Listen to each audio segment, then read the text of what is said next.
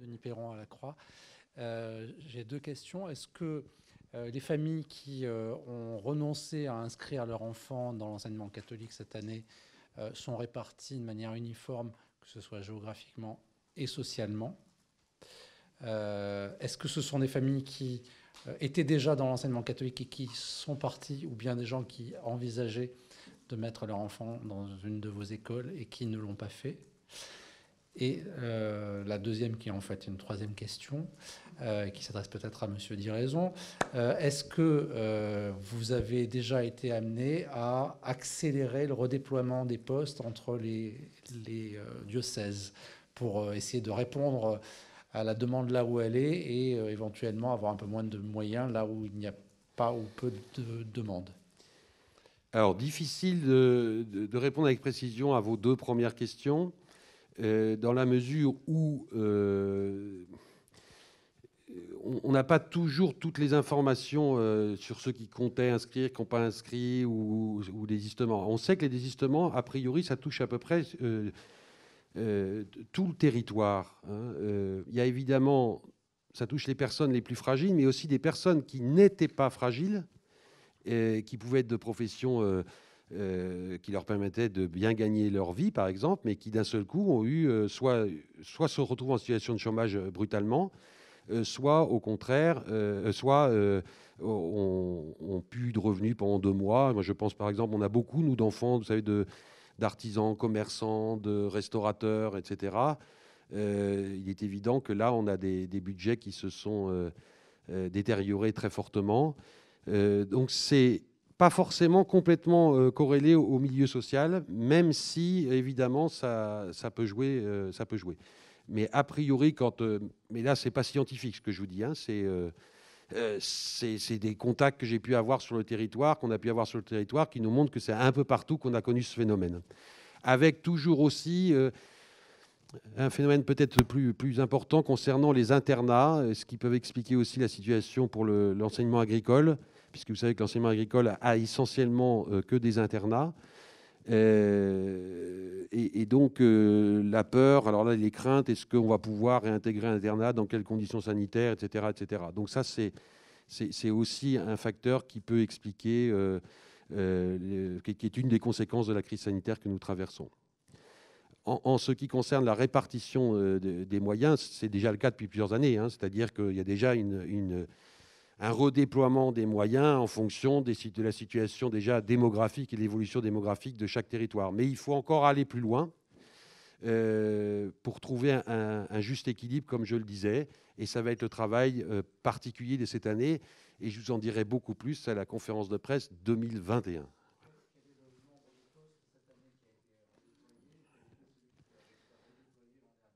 Alors, je vais donner la parole à Yann s'il a le chiffre là. Vas-y, donne. On a cette année fait un redéploiement de près de 300 emplois d'un côté à l'autre. Et on avait fait l'année précédente un redéploiement un peu plus faible d'une centaine d'emplois.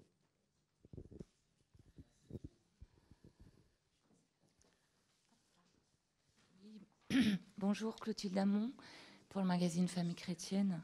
J'aurais voulu en savoir plus sur les montants des fonds débloqués pour les familles en difficulté. Vous avez parlé de l'appel national. J'imagine que vous avez des chiffres assez précis. Et comment ça a été débloqué? Est-ce que ce sont les appels d'établissement, des régions Alors là j'ai pas de chiffres précis et l'appel national pourra vous donner ces chiffres parce que ça c'est l'appel qui donne ses propres chiffres.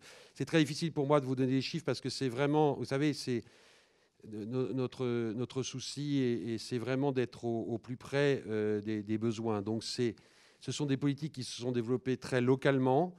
Après, il y a quelques fonds nationaux, par exemple, on a eu un geste de la Mutuelle Saint-Christophe important. Et là, c'est les établissements via soit les UDOGEC ou les UROGEC, soit via les directeurs et directrices de Cézanne, qui font remonter des situations particulièrement urgentes. Mais l'essentiel de la solidarité a été local. Mais je n'ai pas de chiffres à vous donner précisément. Véronique Fèvre de BFM TV. Je voulais vous demander concernant cette baisse au primaire et particulièrement en maternelle, est-ce qu'il n'y a pas eu une volonté aussi des directions d'école de baisser un peu les effectifs qui sont souvent chargés? Et on a vu qu'en juin, ils avaient eu du mal à rouvrir quand il fallait les alléger. Et puis, je voulais vous demander si vous aviez des chiffres sur le nombre de classes et d'établissements fermés à la suite du Covid. Merci.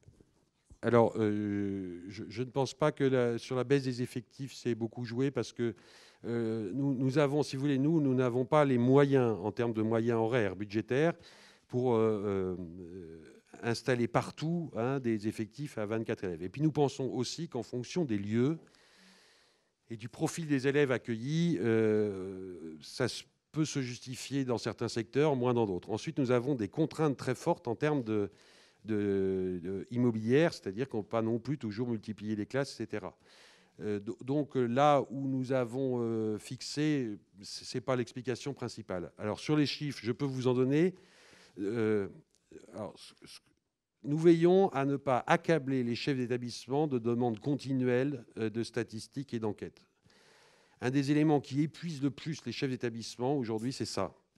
Et ils doivent se concentrer, eux, pour faire tourner leur école. Mais ils ont continuellement des enquêtes qui leur sont demandées. Donc nous, on lève un peu le pied là-dessus. Mais c'est dit, tous les vendredis, nous avons un point de situation précis.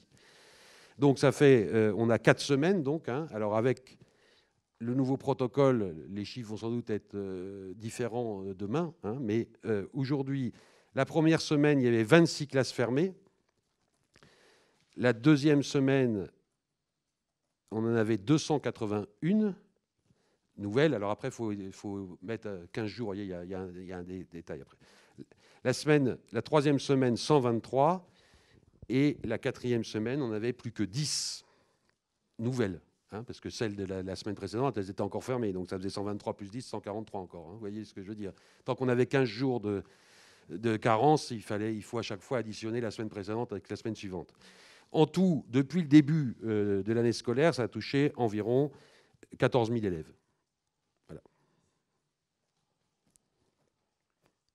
Deux questions très différentes. D'une part, quand on regarde l'évolution des effectifs, il y a quelque chose qui est assez homogène sur le territoire, sauf la Martinique, qui monte comme ça, alors que je n'ai pas connaissance d'une flambée démographique en Martinique. Donc j'étais un peu surpris. Est-ce qu'il y a quelque chose de particulier?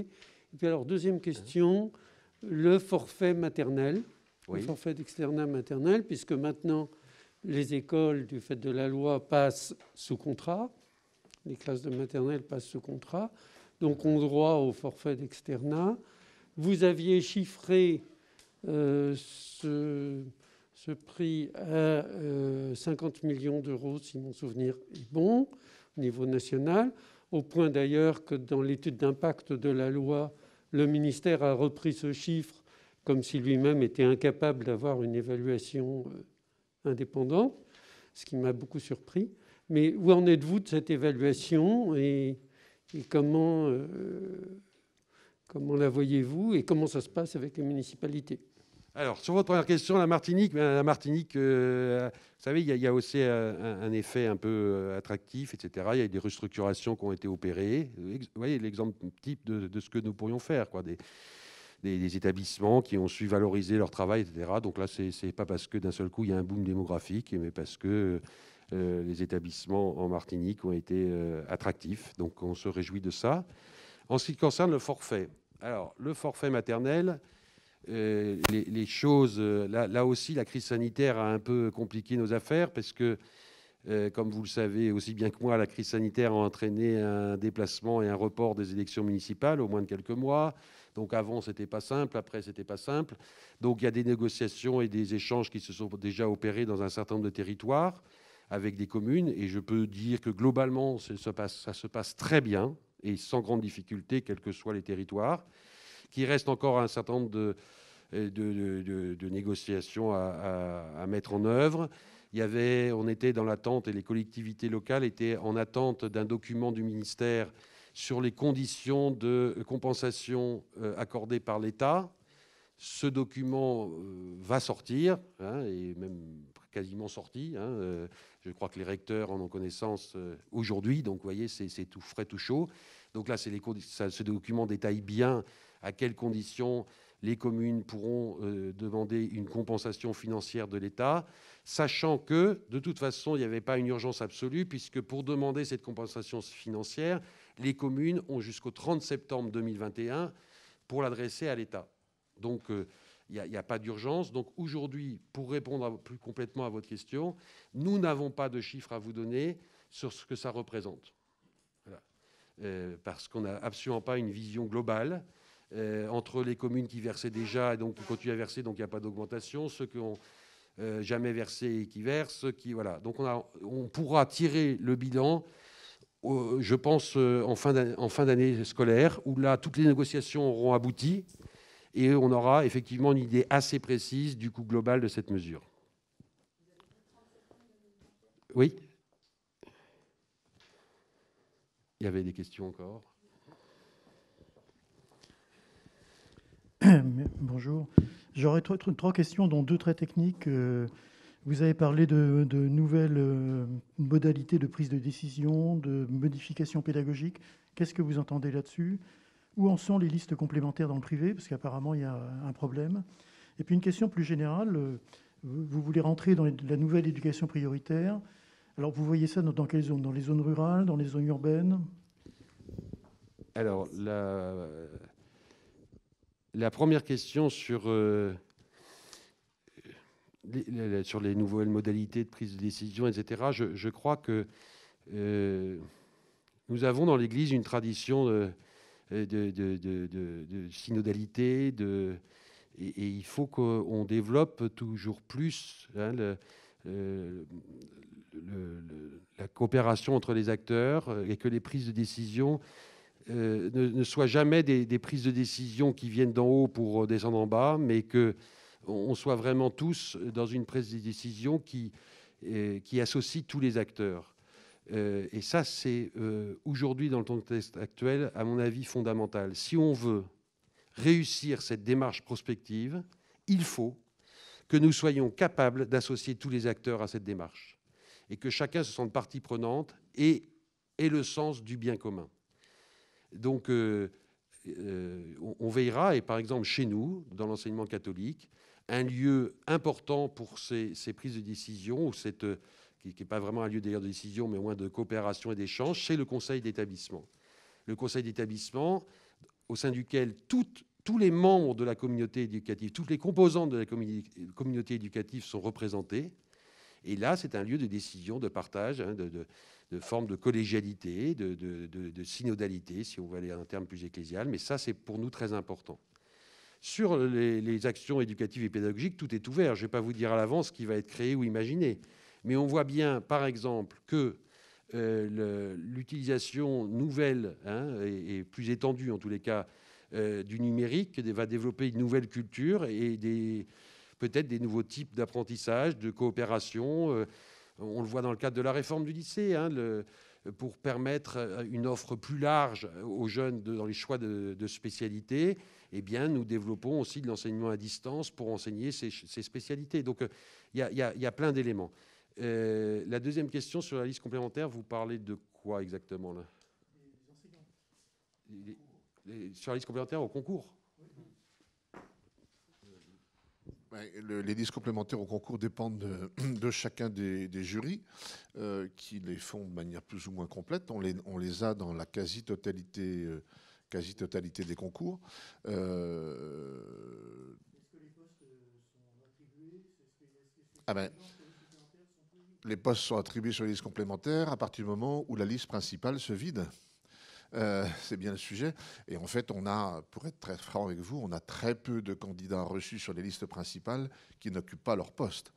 Donc l'accès pour nous par la liste complémentaire est extrêmement réduit, ce qui parfois crée quelques petites crispations, éventuellement si les lauréats comparent les effets de la liste complémentaire dans le public aux effets de la liste complémentaire dans le privé, parce que je pense que c'est à ça que vous faites allusion. Les listes principales des reçus du public se vident beaucoup plus vite que les nôtres pour un tas de raisons. Les nôtres se vident très peu et donc les candidats sur les listes complémentaires chez nous ont très peu de chances finalement d'accéder à la liste principale. Enfin, le premier peut-être sur la liste complémentaire, mais le troisième ou le quatrième, certainement pas. On a très peu d'échecs sur nos listes principales. Très très peu de départs. Et votre troisième question, excusez-moi, C'était sur l'avenir de l'éducation prioritaire. Oui. Vous voulez le développer? Vous pensez que ça va être dans le rural, dans le là où il y a des besoins, là où ça sera possible. Donc aujourd'hui, ce qu'on avait pu constater dans notre dispositif d'établissement à moyens éducatifs renforcés, là, c'est que là où nos établissements correspondaient le plus à de l'éducation prioritaire, c'était dans le milieu rural. Mais on a aussi, ça peut être là, on a besoin de nous et on saura répondre à l'appel. Oui, bonjour, Thibaut Dromard de Challenge. Je vous avais dit qu'il était urgent de revaloriser cette profession. Moi, je voulais savoir si vous alliez faire des propositions précises lors du Grenelle du mois de novembre. Vos enseignants sont payés par l'État. Est-ce que vous considérez que vous avez des propositions et un ciblage précis et dans ces cas-là, est-ce que vous pouvez nous en dire un peu plus? Et question complémentaire, dans quelle mesure êtes-vous aussi concerné par cette crise des vocations? Est-ce que vous avez des chiffres précis sur le manque de postes et sur les matières qui sont concernées par cette faible attractivité du métier? Alors, je n'ai pas de chiffres précis à vous donner. Nous avons, nous, enseignement catholique, une difficulté particulière qui concerne la question de la rémunération de nos suppléants.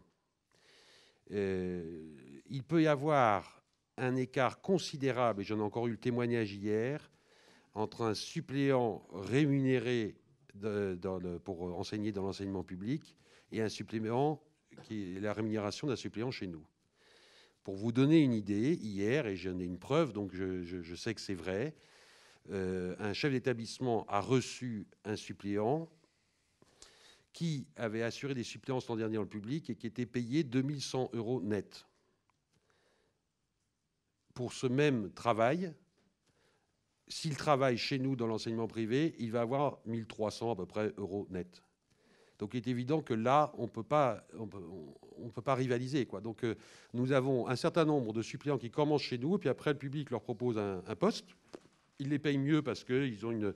Alors après, c'est des questions techniques et juridiques derrière. Mais ça, il faut résoudre ce problème-là. Parce que là aussi, c'est inéquitable et c'est injuste. Et c'est pas conforme à la loi, ça?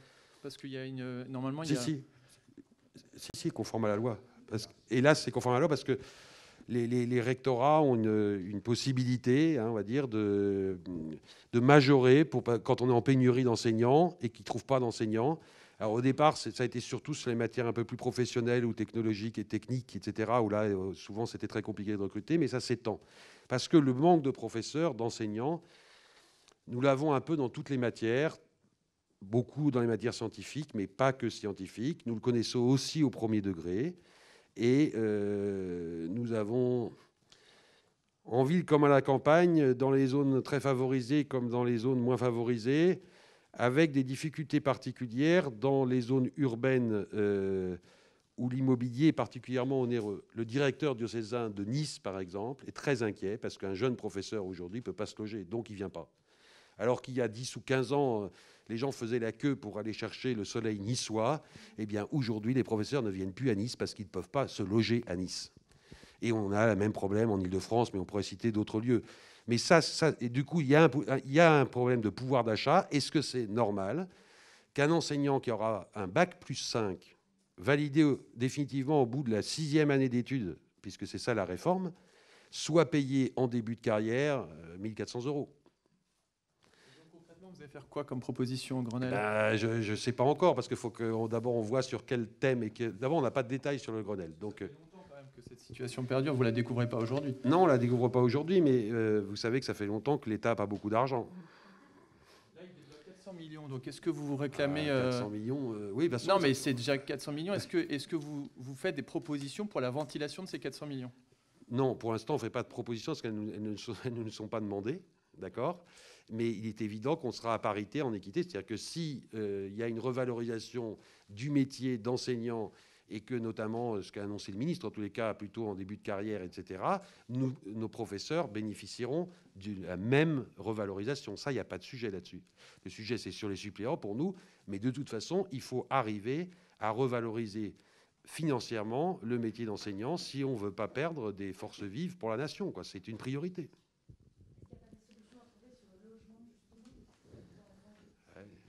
Sans doute, mais je ne sais pas lesquels. Je ne sais pas lesquels. Il y a des établissements qui ont essayé de mettre à disposition d'enseignants des... Il y a une expérience, je peux vous dire, en Seine-Saint-Denis qui avait été faite, hein, c'est-à-dire de proposer des studios pour les jeunes enseignants qui venaient. Mais alors, ça dure un temps, parce que c'est bien quand on a 24 ans, peut-être, mais après, on ne va pas vivre avec sa famille dans un studio de 20 mètres carrés ou 25 mètres carrés, quoi. Donc oui, il y a des tentatives qui ont été faites, mais enfin, après, on n'est pas chargé non plus de la politique de logement. Ouais, elle est ridicule, cette prime de résidence. Et ça peut être un sujet. Notamment, elle ne tient pas compte de l'écart énorme entre celui qui va habiter dans le Cantal et celui qui va habiter à Paris. Sur la baisse des effectifs, vous avez fait état de remontées nombreuses de chefs d'établissement. Est-ce que vous avez la gentillesse de préciser où? Et aussi, parce que j'ai la mémoire courte, s'il y a une baisse des effectifs en cette rentrée, vous pouvez nous redire quelle était la tendance générale sur 2-3 ans? Alors Merci. ça, on peut bien sûr vous dire quelle était la tendance générale sur 2-3 ans. Mon adjoint va vous préciser ça. Alors, les témoignages que j'ai eus des chefs d'établissement, c'est lors de ma tournée de pré-rentrée où j'ai rencontré les chefs d'établissement de la région Centre, les chefs d'établissement du Morbihan et les chefs d'établissement de la région Bourgogne. Et tous m'ont confirmé que... mais après, quand on a réuni les directeurs de César, on a eu les mêmes échos. De toute la France, on a eu les mêmes échos. C'est-à-dire que tous confirment que durant l'été, il y a eu des désistements inhabituels. Et en ce qui concerne la tendance sur les 3 ans... La tendance démographique sur le premier degré, le début de la perte, il date de 2018. Donc c'est la 3e rentrée scolaire que nous perdons des effectifs en premier degré. La perte en premier degré augmente tous les ans. Elle était de moins 5 000 en 2018, moins 9 000 l'année dernière, moins 15 000 cette année. Mais ce qui est nouveau de cette année, c'est que la hausse dans le second degré ne compense pas la perte du premier degré. Ce qui fait qu'on affiche cette année, pour la première fois, un solde net négatif, alors que jusqu'ici, on affichait soit quelque chose qui ressemblait au zéro, c'est l'année dernière, soit une petite hausse l'année d'avant, parce que la hausse du second degré masquait, on va le dire comme ça, sur le total, la baisse du premier, mais en premier degré, nous perdons depuis 3 ans. Mais ce qui est attendu, et je dirais un peu inévitable, compte tenu de la baisse démographique.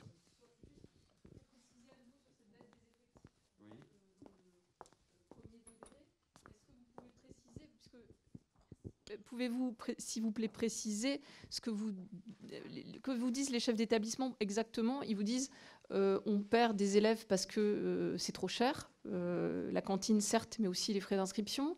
Est-ce que c'est parce que finalement, pendant le confinement, on s'est rendu compte... Quelle est la plus-value finalement d'être dans le privé si ça reconfine? Des cours en ligne, finalement, l'intérêt du privé, c'est quand même d'être dans une communauté, etc., éducative, qui n'existe plus vraiment, assez faiblement virtuellement. Ça diminue l'intérêt quand même d'être dans le privé par rapport au public. Est-ce que certains parents se sont posé cette question-là? Est-ce que c'est un motif de désinscription? Voilà, enfin...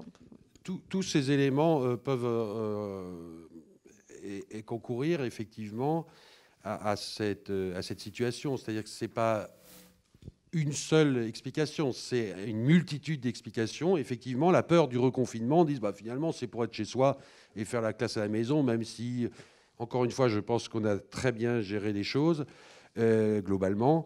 Ça ne vaut pas le coup, on va attendre l'année prochaine. Aussi, sur les plus petits, on a observé une baisse de la demande chez les petits. Alors, est-ce que les familles se sont dit, on va attendre? Certains directeurs de Cézanne nous ont dit que des familles avaient dit que les ont informés qu'ils ne les mettaient pas en maternelle, mais qu'ils les mettraient en CP. Donc tout ça est juste. C'est compliqué d'avoir une analyse très fine parce qu'il y a tellement de facteurs qui entrent en compte. Que c'est l'addition de ces facteurs qui contribue aussi à la baisse des effectifs dans le premier degré. Mais dire si cette baisse due à la crise sanitaire représente 10, 20, 30% de la baisse, je suis incapable aujourd'hui de vous le dire. Est-ce que vous avez dû fermer des classes, fermer des écoles cette année? Vous parlez de transformation, d'adaptation. Vous avez cité la petite école de Sancerre qui se rapproche de Bourgogne-Centre. Comment ça fonctionne, ces rapprochements? Ça apporte quoi? À qui? Voilà. Alors d'abord, c'est vraiment dans un principe, là pour le coup, de solidarité. C'est-à-dire que déjà, ça apporte une assise financière parce qu'un gros groupe scolaire comme celui de Bourgogne-Centre et de Bourges-Centre est vraiment est capable de porter une petite école d'un point de vue financier, parce que éventuellement aussi de permettre les travaux nécessaires, etc. Donc ça, c'est la première chose, et ça, c'est très important. Donc c'est vraiment un principe de solidarité. La deuxième, comme j'ai dit, c'est que ça a donné l'idée du coup à ce grand ensemble scolaire de développer un BTS de tourisme viticole, qui donc se situe, lui, plutôt, évidemment, à Sancerre, plutôt qu'à Bourges. Vous savez qu'à Sancerre, le vin est meilleur qu'à Bourges. Et donc de créer, en plus, ce lien entre des étudiants et des enfants du primaire. Où ils passent du temps dans l'école, enfin, ils s'installent dans l'école pour des cours. Alors, ils ont des cours d'école, et puis ils ont aussi des rencontres avec les enfants du primaire. Donc, il y a cette espèce de parrainage avec des jeunes étudiants, avec des enfants.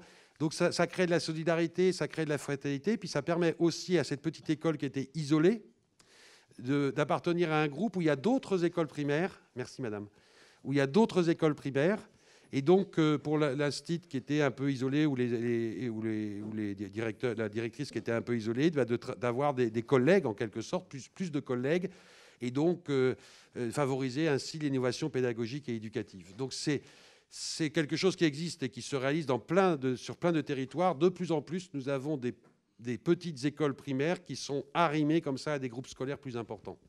C'est une des pistes, pas la seule, mais c'est une des pistes, comme aussi les chefs d'établissement qui sont directeurs de plusieurs sites. C'est aussi quelque chose qui se développe dans notre institution. Et des fermetures?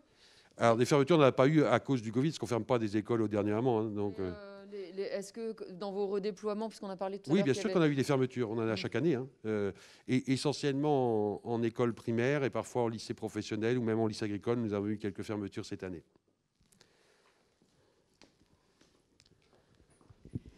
Alors, bonjour, Estelle Couvercel de Pèlerin. Alors, mes questions seront moins techniques et plus grand public. Je voulais savoir si vous souhaitez réagir un peu à l'actualité sur les tenues vestimentaires des élèves. Voilà, ça y est, je me suis lancée. Et d'autre part, comment vous ressentiez avec vos équipes, avec les chefs d'établissement, toutes ces mesures de protocoles sanitaires qui évoluent au fil des semaines et des mois, et quelle est un peu votre stratégie, votre point de vue là-dessus, votre opinion? Merci.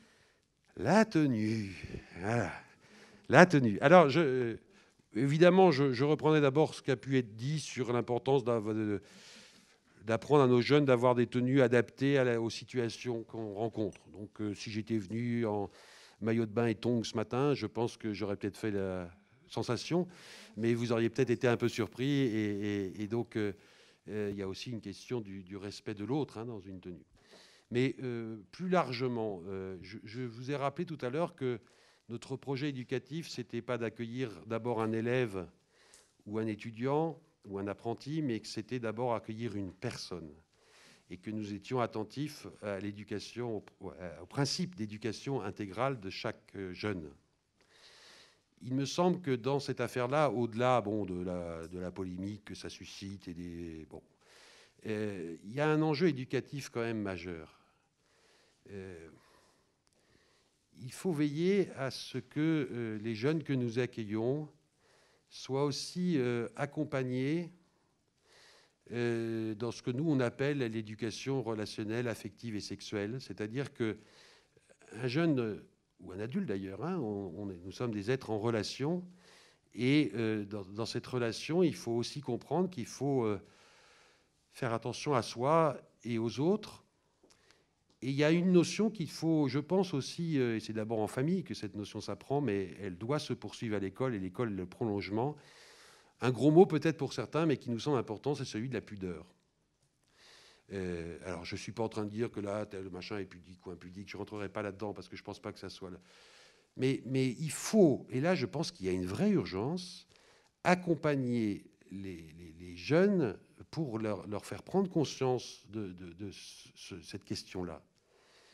Nous savons tous combien, à travers les réseaux sociaux, et l'impudeur parfois de nos jeunes sur les réseaux sociaux, parfois aussi de certains adultes, parenthèse, conduit parfois à des drames derrière, parce qu'il y a des jeunes qui n'ont pas eu conscience jusqu'où ils allaient dans le dévoilement de ce qu'ils sont au plus profond. Et on sait très bien que parfois il y a des images, des choses qui ont été diffusées et qui a pu entraîner des drames, c'est-à-dire jusqu'à des suicides de jeunes.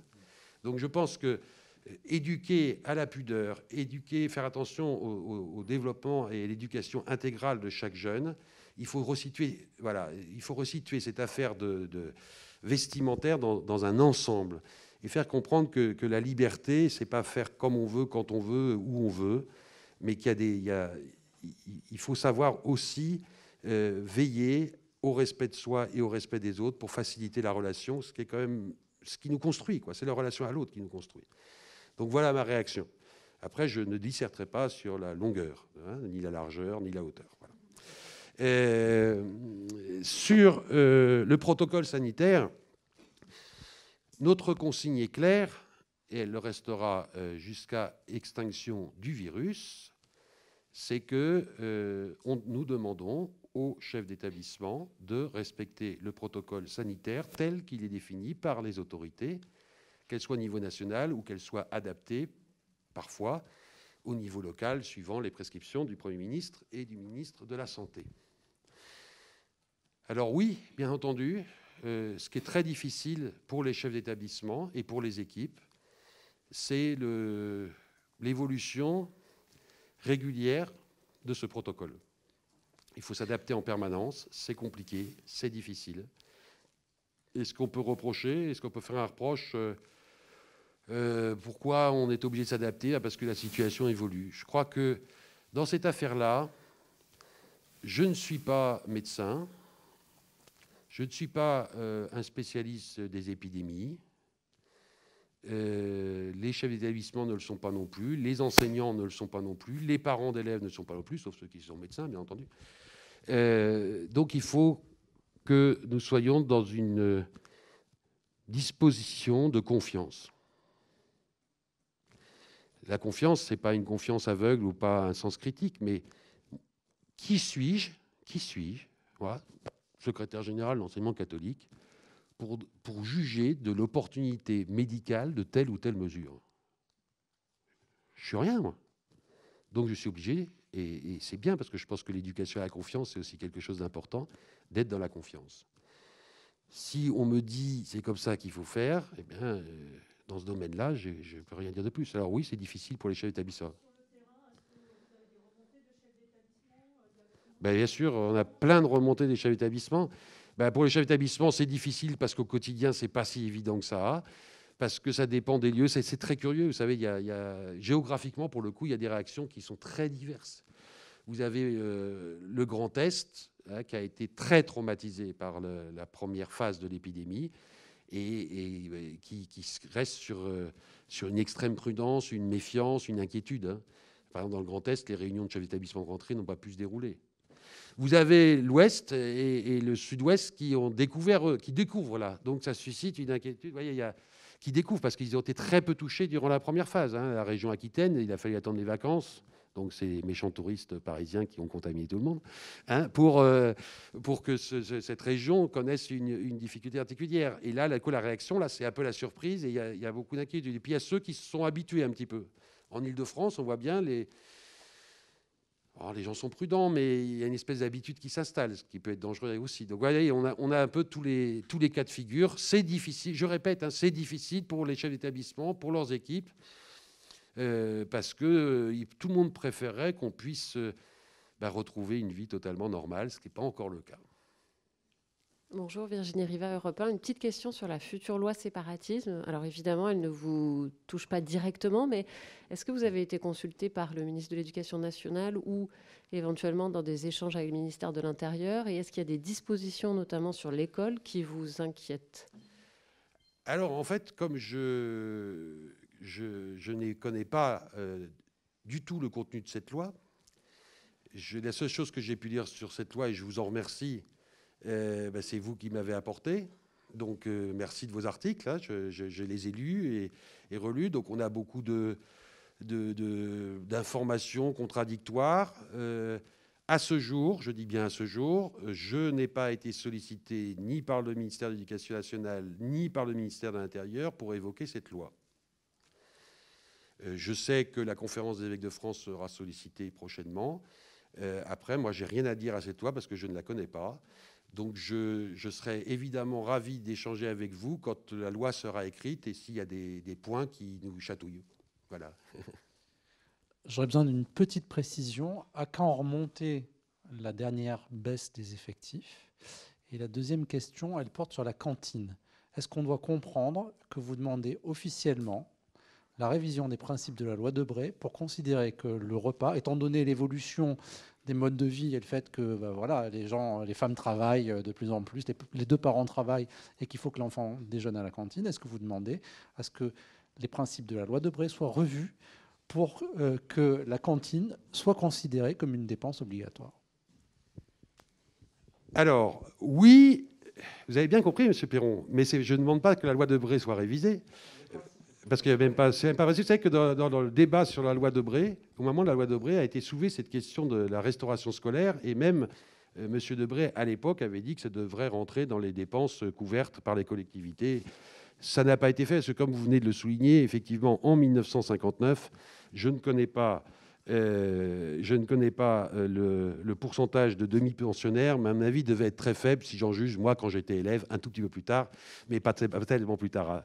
Il y avait quand même très, très peu de demi-pensionnaires, et aujourd'hui, on est en primaire, maternelle, primaire, collège, autour de au moins 90% d'élèves demi-pensionnaires, en lycée un petit peu moins, etc. Donc je ne demande pas du tout que la loi Debré soit touchée, c'est pas du tout mon intention, mais simplement que les collectivités qui en ont parfaitement le droit prennent la décision d'elles-mêmes, dans un souci de justice et d'équité, de faire bénéficier des mesures concernant la restauration scolaire aux élèves, aux enfants, parce que c'est même pas des élèves, là, c'est les enfants, on n'est plus en scolaire, là, la restauration scolaire, c'est des enfants. Qu'on fasse pas de séparation entre les enfants, c'est tout ce qu'on demande, mais on le demande officiellement, oui. Alors chez nous, le coût moyen d'un repas, le coût d'un repas dans l'enseignement catholique est autour de 7,50 €, on va dire, 7 €, 7,50 €. C'est le prix de revient total. On me disait, par exemple, en Côte d'Or, que le coût du repas d'un collégien en Côte d'Or, c'est-à-dire que le coût réel était à 9,50 €. Le département le ramène à 2 € pour tous les collégiens du public pour l'instant. Donc, vous voyez, nous, on produit plutôt pour un coût raisonnable, mais comme on n'a pas d'aide, ça pèse directement dans le budget des familles. Aujourd'hui, par exemple, dans le Morbihan, la contribution financière des familles en primaire est en moyenne à moins de 200 € par an. Vous voyez ce que pèse le coût de la restauration. Et donc la restauration, il faut compter quoi, 900 € par an, 900 à 1000 € par an. Donc vous voyez le rapport qu'on a là, c'est énorme, c'est énorme. Donc oui, vous avez bien compris, M. Perron, nous souhaitons que les collectivités soient attentives à nos familles. C'est important, c'est une question de justice, et puis on ne peut pas faire ça, c'est pas possible, quoi. Alors sur la baisse des effectifs, je ne voudrais pas qu'on retienne. Enfin, là, on a l'impression que ça y est, c'est la Bérésina bientôt. D'ailleurs, en plus, vous êtes gentil, vous n'avez pas dit c'est l'effet de l'orme, c'est déjà pas mal. Donc, c'est plutôt sympa de votre part. Bon, non, bon, là, nous avons. Ça fait longtemps et on vous dirait qu'on n'a pas connu ça, c'est vrai. Mais ça fait aussi longtemps que la démographie n'a pas été dans une pente descendante. Donc, on a exactement le même phénomène dans l'enseignement public. On a aussi une baisse du nombre d'élèves dans l'enseignement public. Donc, peut-être pas au même niveau proportionnel, on n'a pas les chiffres aujourd'hui, mais de toute façon, il y a une baisse démographique, donc il n'y a pas de raison. Et vous savez que nous, on se porte très bien, qu'on a plein de projets, là-dessus, j'ai pas du tout d'inquiétude. et que de toute façon, on ne se situera jamais dans une démarche concurrentielle ou de part de marché. Ce n'est pas notre vocation. On offre un service complémentaire qui est un choix libre des familles. Eh ben, c'est formidable, on continue comme ça. Mais on n'est pas là pour conquérir de part de marché. On n'est pas des entreprises qui ont un objectif de ce point de vue-là. La dernière baisse, je sais pas. 10 ans. 10 ans. 10 ans que les chiffres étaient en hausse ou stable pour l'an dernier. D'accord. Quel succès! Merci beaucoup. Bonjour, Marie-Christine Corbier des Échos. Ma question va être double, madame. Première chose, j'aimerais revenir sur le protocole sanitaire, juste pour avoir une réaction par rapport aux décisions sanitaires renforcées annoncées hier par Olivier Véran. Est-ce que vous comprenez que les établissements scolaires échappent à un renforcement des mesures? Je pense au gymnase, à la cantine, avec des élèves collés, serrés, sans masque. Et puis, deuxième question, dans le cadre de la réforme du bac, vous évoquiez l'année dernière des mutualisations entre établissements publics et privés pour les spécialités. J'aimerais savoir si ça se développe et où vous en êtes. Merci. Alors, je vais commencer par la deuxième. Je n'ai pas de complément, je ne vais pas vous donner, parce que cette année, pour les raisons que j'évoquais tout à l'heure, nous avons renoncé à faire une enquête en début d'année pour les chefs d'établissement qui étaient submergés par la mise en œuvre des conditions sanitaires pour la réouverture. Donc, nous allons explorer cette question, mais davantage dans le courant, à la fin du premier trimestre, je pense. En ce qui concerne les nouvelles conditions sanitaires définies par le ministre de la Santé hier soir, je dirais que c'est un peu comme le théâtre et le cinéma, c'est-à-dire que nous avons un protocole strict, donc nous conservons les mêmes exigences sanitaires que celles d'hier, quoi. Donc là-dessus, il n'y a pas de changement. On verra bien, il y aura peut-être encore des évolutions, mais je crois que là, je partage évidemment dans un souci de bien respecter et de protéger la santé des personnes. Mais je rappellerai d'abord qu'à la cantine, les professeurs ne mangent pas avec les élèves la plupart du temps, même jamais. Donc c'est les jeunes entre eux, ce qui est un peu différent. Et puis, il faut tout faire pour maintenir nos écoles ouvertes, sans mettre en danger les personnes, on est bien d'accord. Parce que là, il y a un enjeu social majeur, quoi. Et on voit bien quand même, et tous les enseignants, quels qu'ils soient, vous diront qu'en ce début d'année, ils perçoivent bien les écarts qui existent, qui se sont accentués entre des élèves qui ont des facilités, soit personnelles, soit familiales, soit techniques même, c'est-à-dire d'équipement, et ceux qui ont vécu ce confinement un peu laissés tout seuls. Et puis il y a aussi tout l'aspect de fragilisation psychologique, etc. Il faut faire attention à ça, quoi. Donc c'est toujours un équilibre, et j'aimerais pas être décideur aujourd'hui au niveau de l'État, parce que c'est toujours un juste équilibre qu'il faut trouver, mais voilà, c'est mesurer des risques par rapport à d'autres risques. Il ne faut pas s'imaginer que ça a été anodin pour les jeunes d'être confinés pendant tout ce temps long. Ça n'a pas été anodin, hein. Et les jeunes les plus fragiles le sont encore davantage. Et là, il y a un boulot. Bien, écoutez, merci beaucoup. À bientôt. Et puis, à votre disposition et à votre écoute. Je serai toujours ravi de vous rencontrer. Merci pour ce partage.